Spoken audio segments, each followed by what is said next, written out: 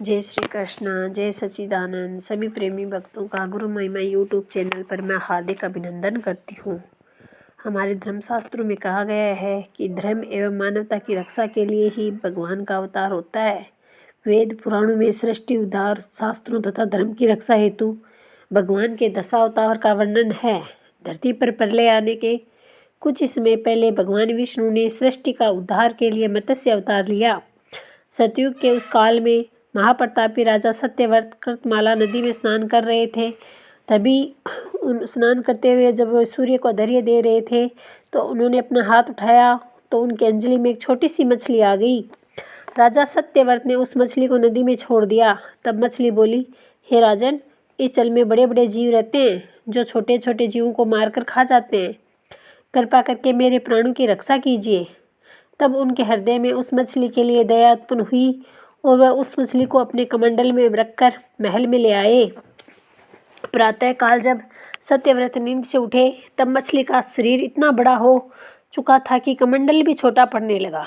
मछली बोली, हे राजन, मेरे रहने के लिए कोई अन्य स्थान हो तो कृपया सोचिए, मैं इसमें नहीं रह पा रही हूँ। तब राजा ने मछली को कमंडल से निकालकर पानी के बड़े मटके में रख दिया। रात भर बाद वह मटका भी उसके लिए छोटा पड़ गया। यह करते करते मछली का आकार इतना बड़ा हो गया कि उसे एक सरोवर में डालना पड़ा। कुछ समय बाद वह इतना विशालकाय हो गई कि सरोवर भी छोटा पड़ गया। तब राजा ने उसे समुद्र में डलवा दिया।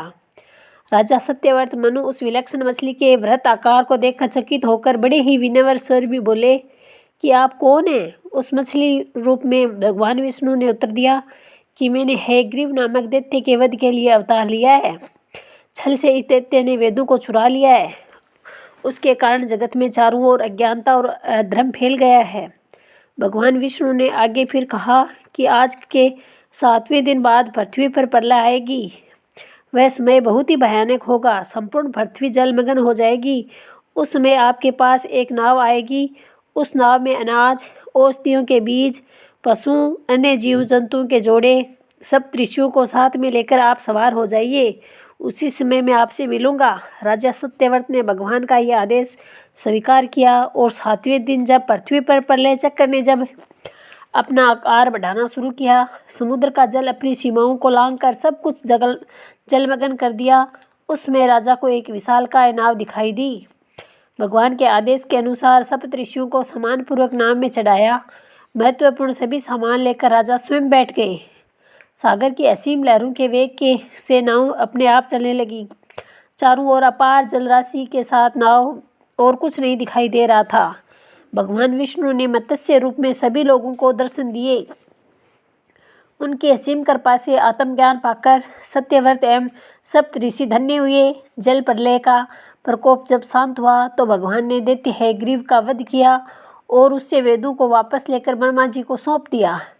इसी प्रकार भगवान विष्णु ने मत्स्य रूप धारण करके वेदों का अवतार किया और समस्त संसार को वेद रूपी ज्ञान से प्रकाशमान किया। इसीलिए कहा गया है कि संतों का अवतार है वो धर्म की रक्षा के लिए होता रहता है। सतयुग से कलयुग तक धर्म की स्थापना हेतु भगवान ने अनेक अवतार लिए। संत महापुरुषों के रूप में युग के विभिन्न कालखंडों में नाम का बोध कराकर जीवों का उद्धार किया है।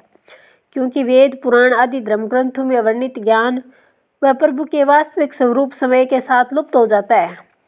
अधर्म के संकटों से दुखी संतप्त जीव जब जगत उसकी खोज नहीं कर पाता, भगवान अपने वचन के साथ इस धराधाम पर अवतरित होकर अपने अमृत वचनों से जिज्ञासुओं को जगाते हुए प्रभु भक्ति प्रदान करने आते हैं।